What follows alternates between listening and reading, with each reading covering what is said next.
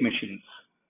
In this video, I'm going to explain how you can write Verilog source code for different kinds of FSMs. There are different kinds of FSMs like Mealy and Moray.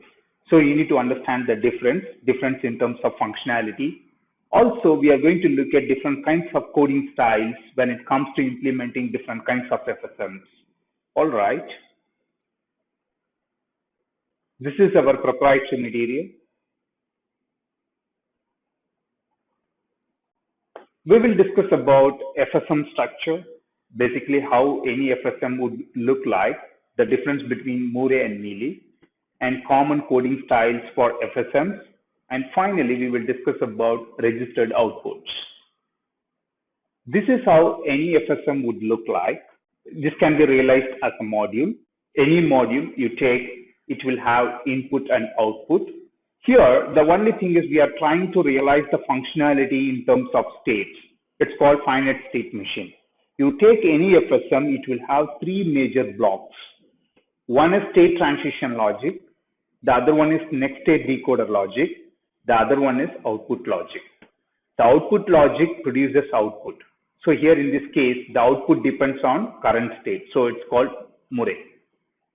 And the state transition logic produces the present state based on next state. And the next state decoder logic produces what should be the next state. So basically the next state decoder logic takes the value of current state and it also looks at the input. So based on the input, how the transition should happen from present state to next state. Look at here. This is present state. This present state to next state transition is decided by this next state decoder logic. So it needs present state and input both as inputs. All right.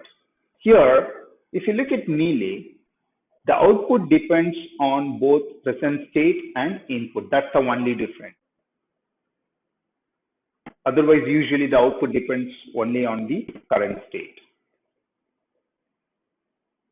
Now in Verilog, how you define finite state machine? To create finite state machine, you have to define parameters. First, you look at the FSM. How many states are there? Here there are 4 states. Then we choose the width as 2. So parameters would be like 00, 01, 10, 11. There are 2 states. One is next state, the other one is present state. And both the register variables, they are of 2 bits width because the parameter size is 2 bits. How do you decide 2 bits? There are only 4 states. Let's say there are more than 10 states. Then the parameter width has to be at least 4. So you look at the states and based on the number of states, you decide the parameter like this. Here there are 4 parameters. There are 4 states. And based on the parameter, you define the width of state variables, present state and next state. And this is state transition logic. Here, always add passage clock or passage reset. This reset is asynchronous. If it is synchronous, don't include here. And when you press reset, what should be the initial value, right? So present state should get idle or whatever the state. Else, the present state should get next state. So when you press reset, the FSM has to be initialized with idle state. So present state is going to get idle. Else, the present state should be next state. And the next state will be produced by next state decoder. This is called state transition block. So what you have defined is this sequential device, which stores the present state. Now, let's look at next state decoder logic. We have seen the FSM to produce next state. What we need? Input and present state. So, always at present state are all the required input values, and then we use case. There we sample the present state.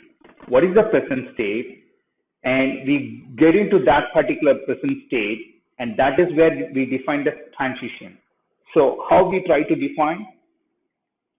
We look at the current state and then we sample the input. Okay, this is my current state, and based on this input, I want to get into this particular state. So this block defines the next state. That's why it's called next state decoder logic. To define next state, we need two things. One is present state and the input. And we always use case statement to define the state transition. Here, the case is going to have all state possibilities. Here there are 4 states. In each state, what should be the next state? There may be many possibilities. Using if else or case, you can further define the transition. We will look at examples a little later. This is another main logic. This is purely combinational. Look at here. Here there is no clock. Okay. The remaining thing is output. The output is also combinational. So we can produce output using assign statement. Basically, the output depends on current state in case of Murray. So we sample the current state. If current state is either read or delay, then read should be high. If the current state is only done, then only DS should be high. That's how you can produce output. So there are 3 major blocks that you have to define in case of FSM.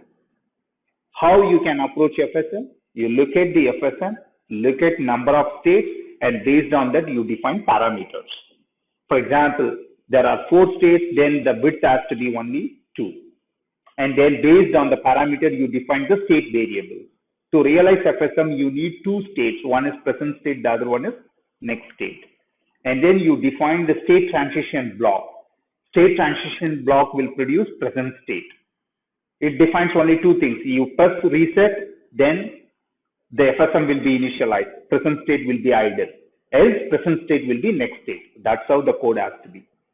Then the next block is next state decoder logic. Next state decoder logic is purely combinational. You are going to sample the present state and inputs, and then you are going to define all the transitions. So if you look at, there will be a case, and then you are going to define all possible states. In each state, you are going to define the next state. So how the transition has to be. All right. Now look at this example. This is FSM.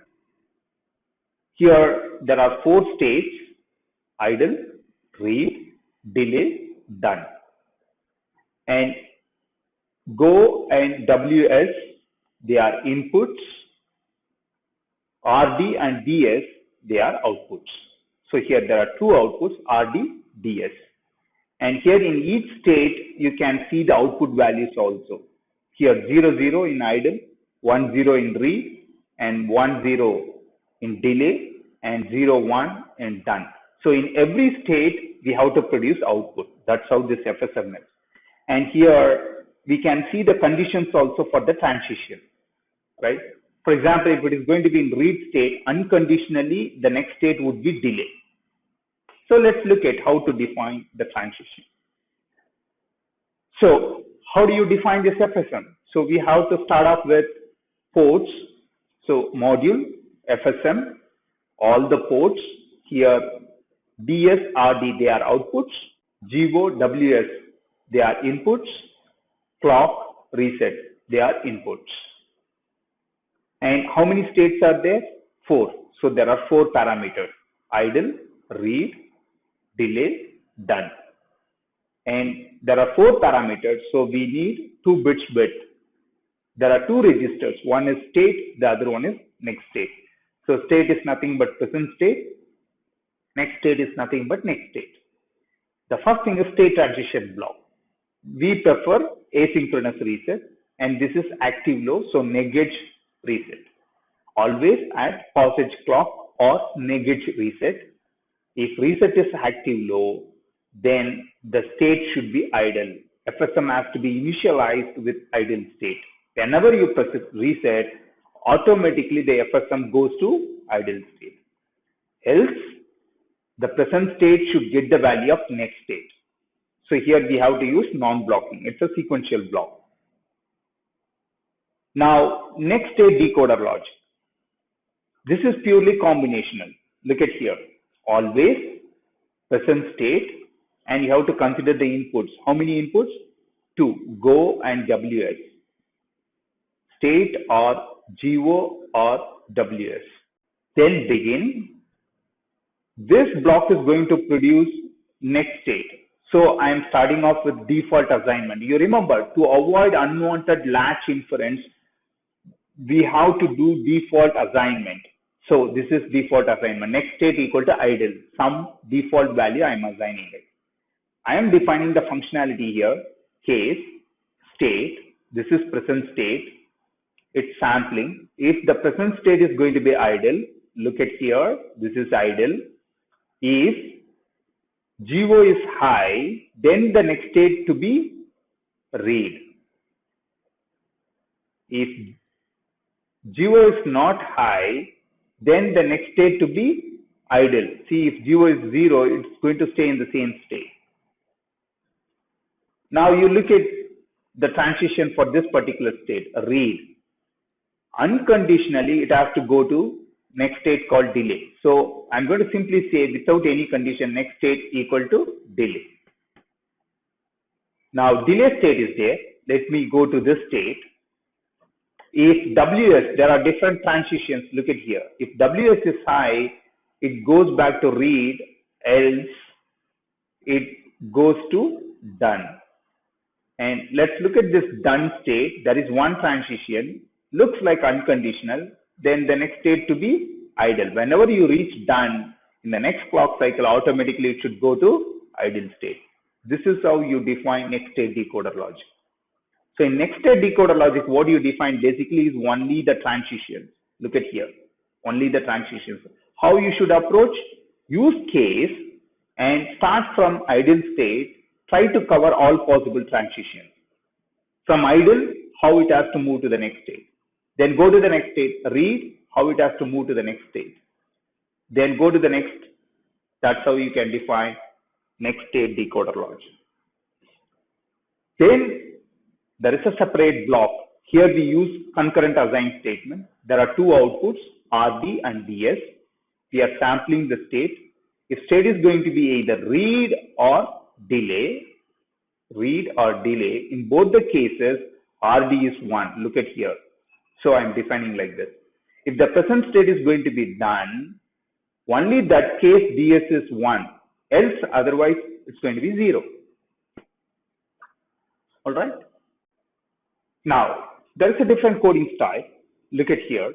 You can also define output within next state decoder logic itself instead of using separate assign statement. In this particular state read, I am defining the output itself. So RD becomes 1. Here RD becomes 1. So that's how within next state decoder logic, whenever it gets into particular state, you can decide both what is going to be the next state and how the output is going to be. You can define both within next state decoder logic. Look at here. The output is going to be like this. Output is also synchronous.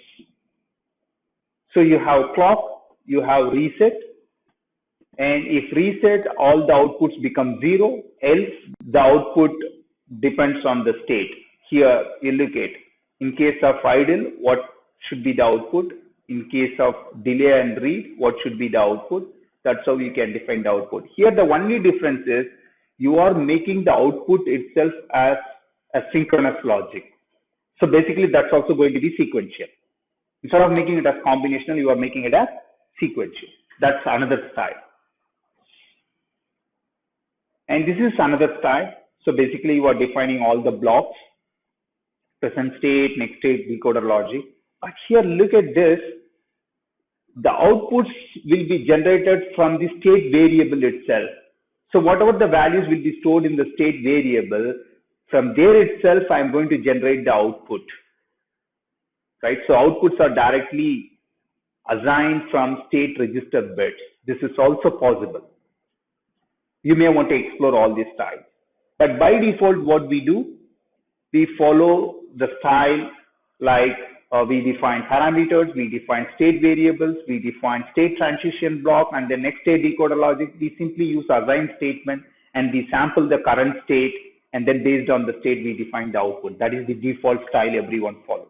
Okay, so what we discussed in this module, how you can realize any kind of FSM. You take any FSM, there are three major blocks. One is state transition block, the other one is next state decoder logic, the other one is output logic. Now, to define any FSM, you have to define parameters. Look at the FSM, identify how many states are there. Let's say there are 4 states, then you may want to define 4 parameters. Then look at the width of the register. There are 4 parameters. Obviously, you need 2 bits to define all possible values.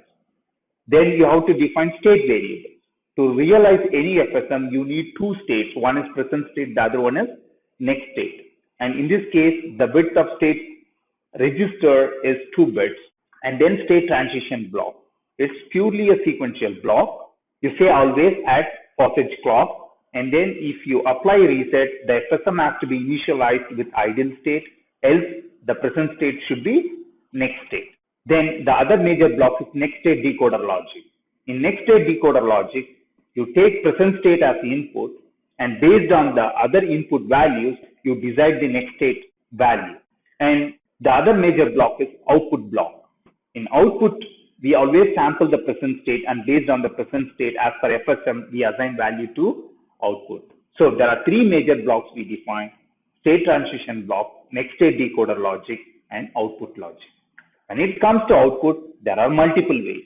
You can register the output, you can make it sequential, or you can even get the output from state variable itself. So that's your choice. Hope you enjoyed this video. Thank you.